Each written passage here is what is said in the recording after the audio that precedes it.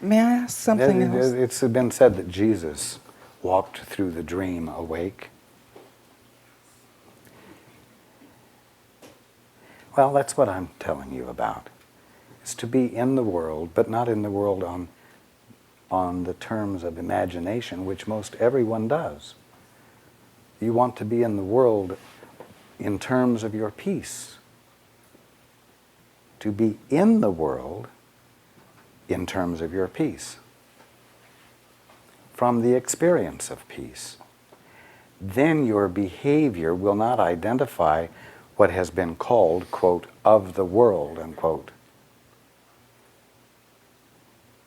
And it helps to set a new tone for being in the world.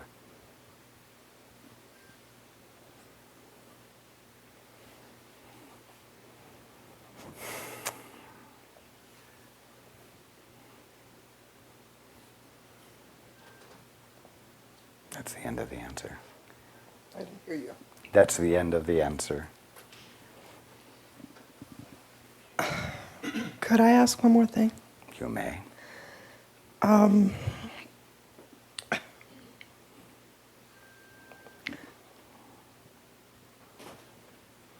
Could I have some clear guidance about what is an appropriate next step for me? Not future, but just now. As far as going to work or not going to work,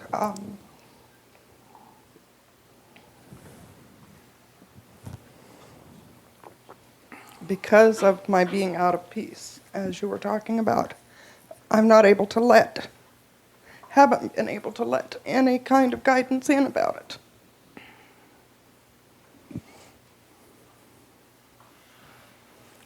I have told you the next step.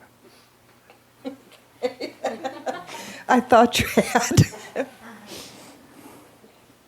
Thank you. Imagination might say, you don't have time to get in your peace because life is too urgent at the moment.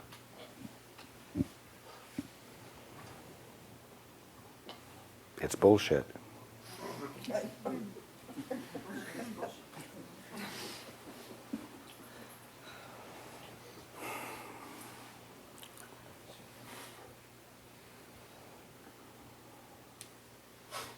If it takes so long for you to devote yourself to getting into your peace that you have to go on welfare, go on welfare. Do you see what I'm saying? I'm not suggesting going on welfare. I'm suggesting getting your priorities straight.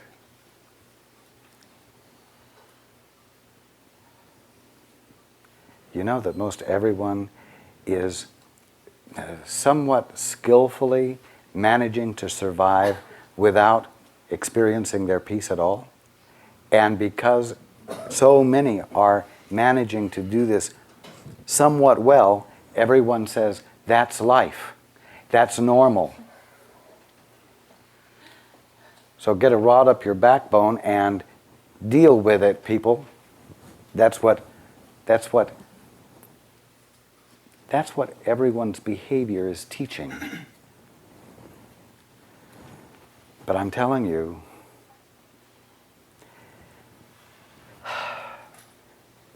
sink. You won't drown. And if you have to be, if you seem to have to experience a total loss of self-respect in other people's eyes or respect in other people's eyes by going on welfare, then go on welfare. Because finding your peace is the first intelligent, fundamental step to take.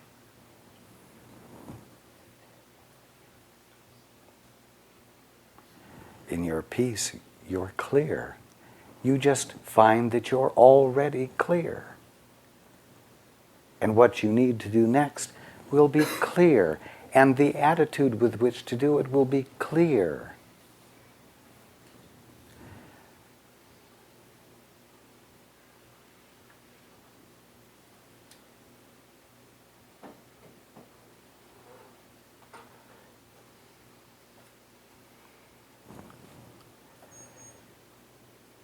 Your ego is likely to say, as you do this, it's hopeless. I'm telling you it's not. And you must tell it to shut up.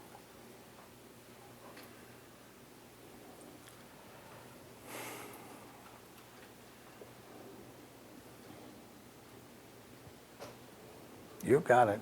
You understand what I'm saying. Thank you so much. You are welcome. And ask for help. Ask God, ask me, ask your healing team, ask your guide.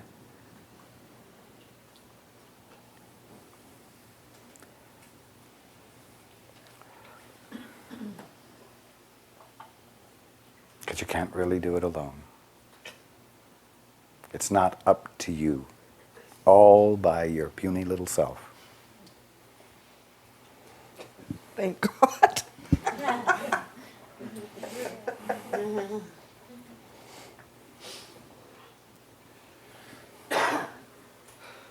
But remember to do it. Because it's a reminder to you that you're not alone. You need to remember that you're not alone.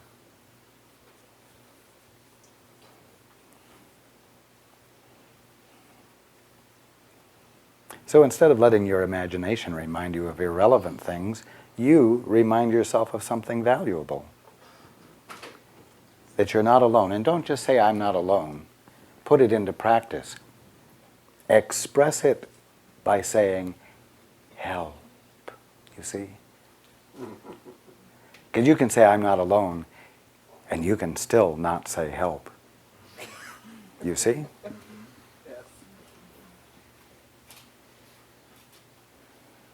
God is always with me. I know that, but you know, things just go wrong all the time. Well, did you say, help? Did you say, God, I know you're with me? Help. Help. You see? No.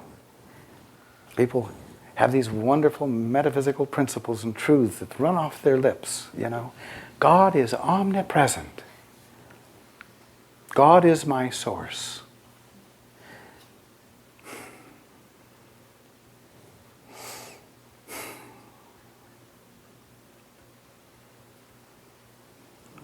But they never pray. They just know the truth.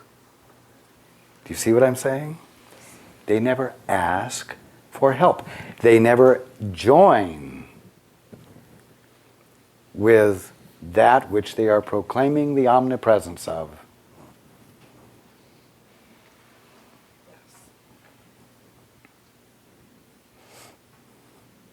So say help a lot. I will. Don't let a day go by without saying help at least once.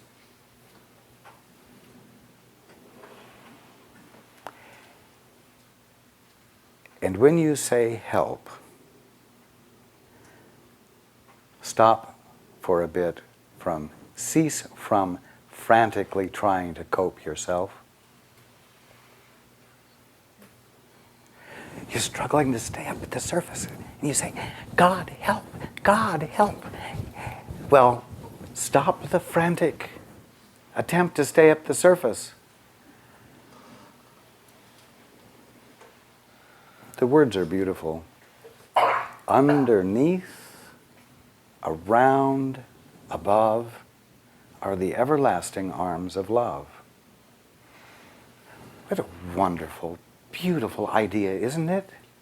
Well, believe it and stop trying to stay up there by your own effort and let go and fail into the underlying everlasting arms of love.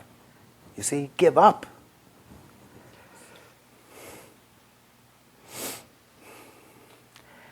And let it feel like failure.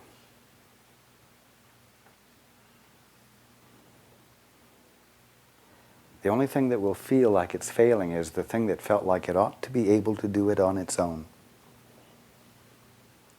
And that which felt like it ought to be able to do it on its own was the very thing that kept the Father out.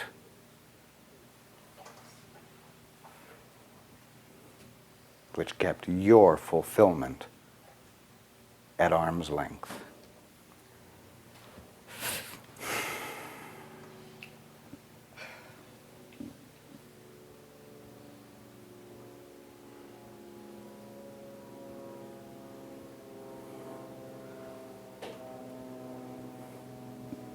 Thank you. You have abundant support standing with you. I really do know that. Thank you. You are welcome.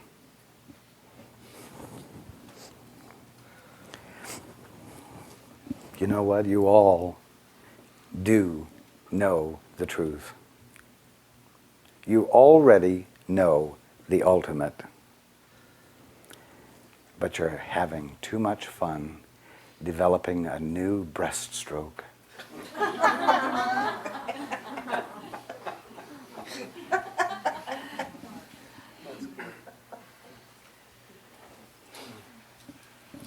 Hands.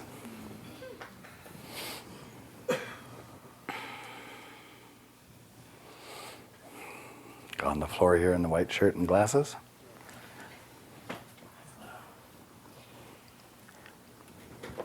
My question is about... Just a moment.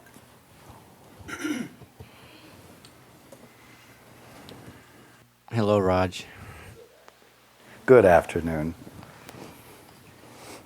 My question is about allowing myself to be willing to do the work that is necessary to become more peaceful and more in touch with my passion, and to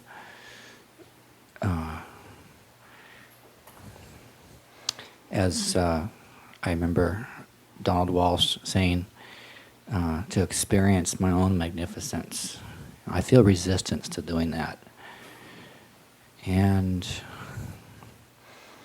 I just like to honor myself more by being willing to be magnificent, and just to, I want to be more an expression. And so I guess that's my question, is learning to be more loving to myself, so that who I am can become apparent and honored.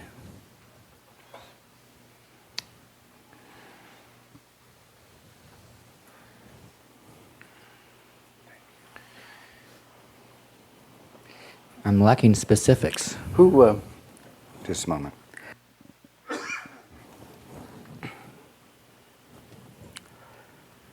Who set up the curriculum?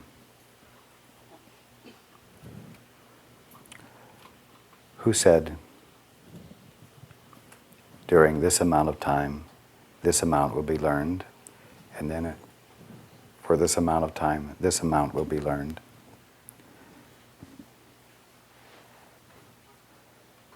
What makes you think you're behind? What makes you think perhaps you're back a grade from where you should be? Who's measuring? Why is there dissatisfaction?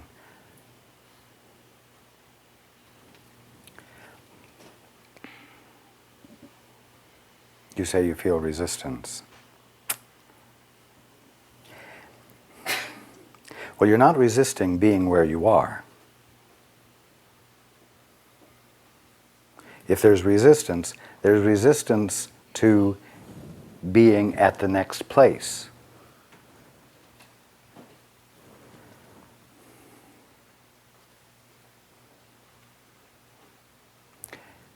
The key lies in finding your peace where you are.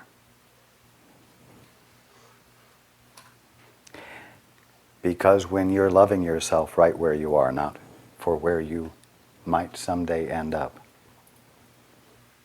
you become defenseless. And when you become defenseless, the borders that you have established around yourself for your defense relax. And more of the territory of your being begins to register with you, to be available to you. Not because you aggressively knocked down the border, not because you took hold of things, even your spiritual path, and managed to be an effective seeker of truth, but because you neglected to energize dissatisfaction with who you are right now and where you are right now. The fact is,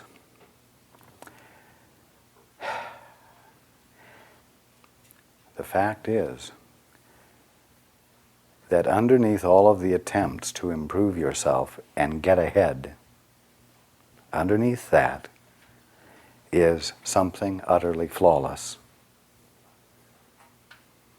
Something that's already utterly fulfilled. It's the Son of God that you are. Waking up isn't a matter of becoming better and better. It is a matter of letting go of the distractions involved in trying to become better and better, and letting them fall away so that the essential you stands clear of all the junk. You'll call that spiritual growth. You will call that waking up. You will call it the very experience you were trying to achieve by specific effort to move forward.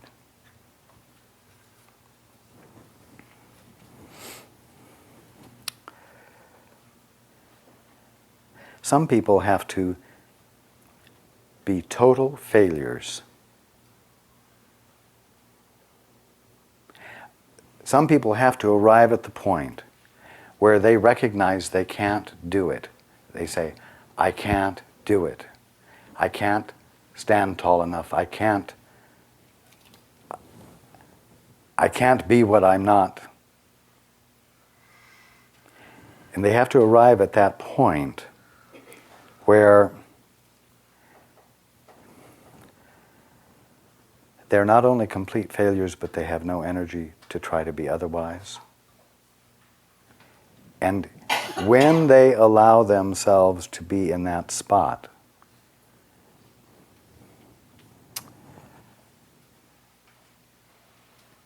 without all the distractions and the paraphernalia that facilitated the distractions, they discover that they're still there and they're feeling unreasonably good.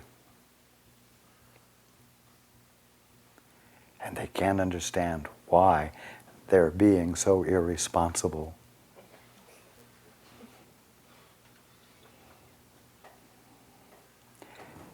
And that's the beginning of the awareness that at the very center of all of these attempts to grow and move forward was that which was already at the ultimate, because it was the ultimate to begin with. So I ask again, who set up the curriculum? Where is this measuring stick you're using to justify being dissatisfied with yourself in the moment? It's part of the paraphernalia of distraction. So I guess I could say it's my ego. I could just say, shut up. Or thank you, and I'm going to go deeper. Indeed.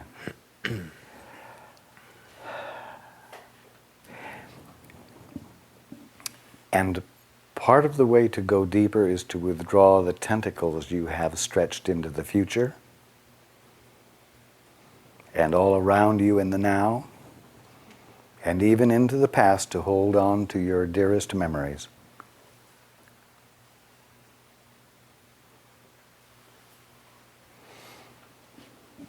So in a way, going within and letting go of those tentacles is going into the unknown. Absolutely. Because at the moment you don't know who you are as an experience. You don't know who you with a capital Y, who you, the divine one that you are. You don't know who that one is. Because you've been so busy with intensely trying to achieve the ultimate. That's why when you give that up and let yourself be fully in the moment without your vain imaginations, you find yourself experiencing peace, and then you find that peace being filled with something. It's called joy. You say, I'm feeling good, without any reason for feeling good. And then the next thing that emerges is you being flooded with love, feeling loved, and not being able to hold it in.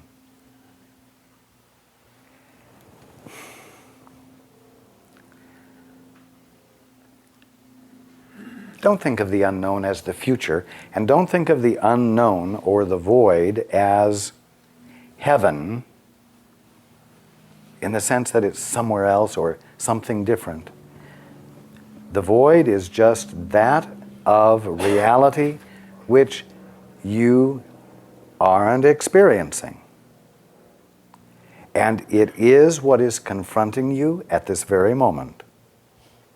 And so if you will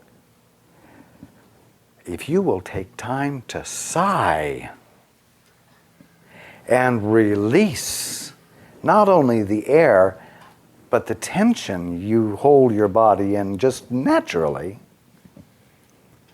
you will find yourself coming closer to that place where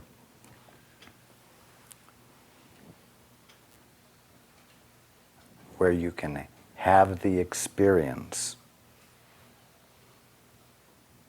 And as unfamiliar as it might seem, still be willing to abide with it so that you might have the opportunity to have the light bulb go on where you say, aha, I remember this experience.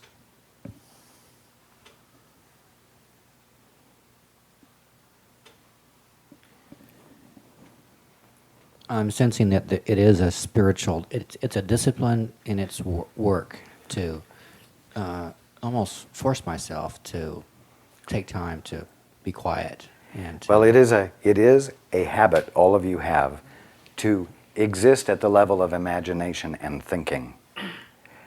That is a habit. It's effortless to be in your peace. It's effortless to not think, but in order to shift from this habit, it does take discipline. It takes choice and commitment. And that's what discipline is. Thank you, Raj. You are welcome. I may not push you all to engage in your awakening with fervor. I may not jack you up with a sales pitch, as it were, to engage in commitment and effort. But commitment and discipline are required. The reason I don't do it is because you can't get home on my shoulders. And so I won't even imply from the beginning that I can somehow help you by giving you interminable pep talks.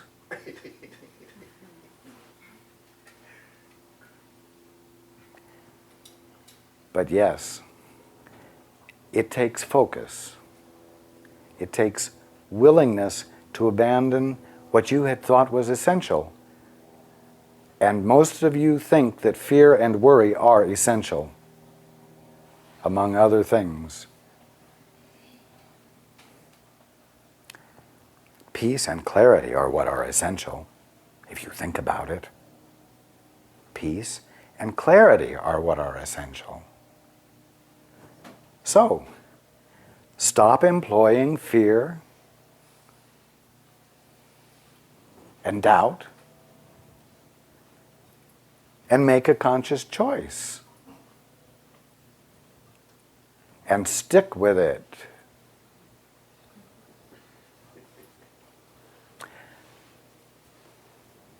I've said it before, you've got to do it for your reasons, though. And that's why I simply share the facts with you so that you, for your own reasons, can dare to pick the truth up and commit to it, you see. Not because I've been a swell speaker and was persuasive, but because something in you is feeling the truth. And something in you wants to commit to something other than suffering, no matter how essential you had come to believe that suffering was. What I'm hearing there is it's important not to force oneself when you're not feeling. You can, when I'm wanting to give that energy, but when I'm not, to love myself in not wanting to. You know, it's so simple.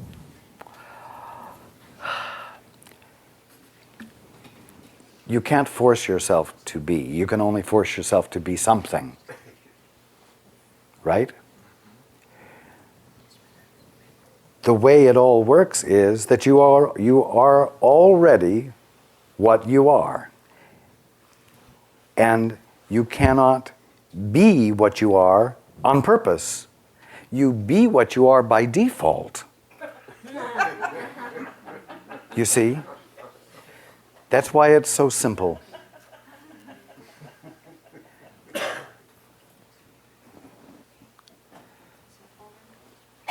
And so when you stop going for some other option than the default, you come home. Got it. We will take a break. Okay. Hands.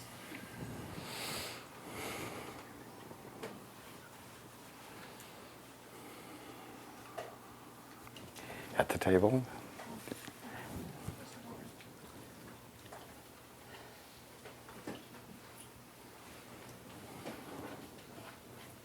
Thank you. You are No welcome. rush.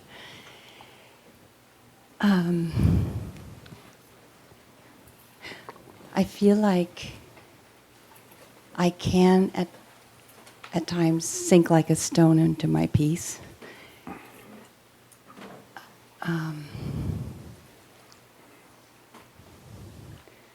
I seem It to. is just that at times you want to be more than a stone.